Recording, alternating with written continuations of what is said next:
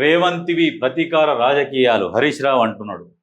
ఈయన ఈయన ఇప్పుడు ఎందుకు మాట్లాడుతున్నాడు అంటే కవిత ఇష్యూ బయటకు వచ్చింది కదా, ఇప్పుడు ఈయనకు ప్రాధాన్యత పెరుగుతుంది, పార్టీలో ప్రాధాన్యత పెరుగుతుంది అని చెప్పేసి జర కొంచెం యాక్టివ్గా ఉంటున్నాడు.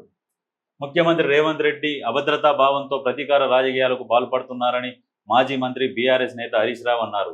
కేటీఆర్కు ఫార్ములా ఈ రేస్లో ఏసీబీ నోటీసులు ఇచ్చిన నేపథ్యంలో రేవంత్ రెడ్డిపై ఆయన ధ్వజమెత్తారు. కట్టుకథలు కల్పించి పెట్టిన కేసులు కోర్టుల్లో ప్రజాక్షేత్రంలో నిలబడమన్నారు. సత్యమే గెలుస్తుందని, తామంతా కేటీఆర్కు అండగా ఉంటామని హరీష్ రావు ఎక్స్లో పేర్కొన్నారు. కాగా కాంగ్రెస్ పాలనలో అన్నదాతలు అడుగడుగున అవస్థపడుతున్నారని, అకాల వర్షాల వల్ల ముఖ్యమంత్రి రేవంత్ రెడ్డి సొంత జిల్లాలోనే రైతన్నల కన్నీటి కోస చూడాల్సి వస్తుందని హరీష్ రావు ఆరోపించారు.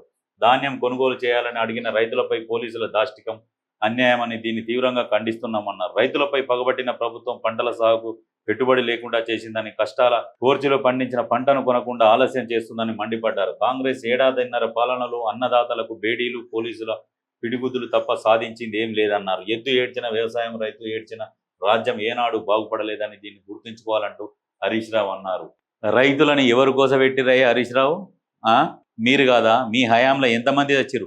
మధ్యప్రదేశ్లోకి పోయి కూడా 1000 కోట్లు దానం చేసి వస్తారు. మీదేదో జాగీర్ ఉన్నట్టు.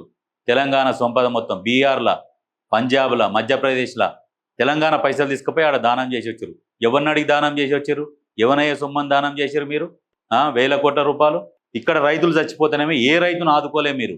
ఏ రైతును ఆదుకోకుండా మీరు అక్కడ పోయి దానాలు చేసి వచ్చారు. మళ్ళీ నువ్వు దీని గురించి మాట్లాడుతున్నావు, నోటీస్ గురించి. మరి నీకు కాళేశ్వరం కమిషన్ కూడా నోటీసులు ఇచ్చిందిగా, దాని గురించి ఎందుకు స్పందిస్తలేవు? మరి అప్పుడు ఎవరు చేసిరు, ఎవరు చెప్పిరు? మేమే తిన్నాం 1,46,000 కోట్లు అని చెప్పేసి మరి మాట్లాడు దాని గురించి. దానికి అయిన ఖర్చు ఎంత అంతా తీస్తున్నారు. దాని గురించి మొత్తం పూర్తి స్థాయిలో ఆధారాలు సేకరించిరు. ఇంకా ఏమన్నా ఉన్నాయా సేకరిస్తున్న భయంతో ఇలాంటి మాటలు మాట్లాడుతున్నావు. అక్కడ ఏమి లేదే అంటే మీరు ఊపుకుంటారా? ఫార్ములా ఈ రేస్ కేసు జరగలేదా?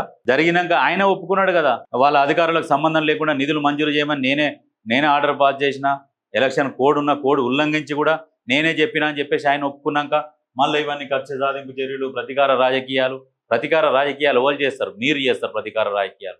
ఎన్ని రోజులు ఉన్నా నువ్వు అందులో ఉండవు. ఎందుకంటే ఒక్క బల్లెంలో 2 కత్తులు ఉండవు అన్నట్టు కేటీఆర్ ముఖ్యమంత్రి అంటే నువ్వు ఉండవు. ఆ విషయం తెలుసు. ఆల్రెడీ మంత్రి పదవులు అన్నీ అనుభవించినావు. నీకు లాస్ట్కి ఒక పదవి మీద ఆశ ఉంది, ముఖ్యమంత్రి పదవి మీద. ఇన్నేళ్ల రాజకీయ చరిత్రలో నేను ఇట్లనే మిగిలిపోవాలన్నా, నేనంటూ ఒక శిఖరాన్ని చేరుకోవాలన్న ఆశయం నీలో ఉంది, ఆశ ఉన్నది. ఏందంటే ఎన్నిలోనో అందులో ఉండాలి, ఏదో ఒకటి మాట్లాడాలి అన్న ఉద్దేశంతో మాట్లాడుతున్నావు తప్పితే నీకు కేటీఆర్ మీద ప్రేమ ఉన్నది అన్నట్టుగా చూయించుకోవడానికి. నీ ఫోన్ కూడా ట్యాప్ అయింది. నీ ఫోన్ ట్యాప్ అయినాకనే నిన్ను పిలిపించి మాట్లాడిరన్న విషయం కూడా తెలుసు జనాలకు.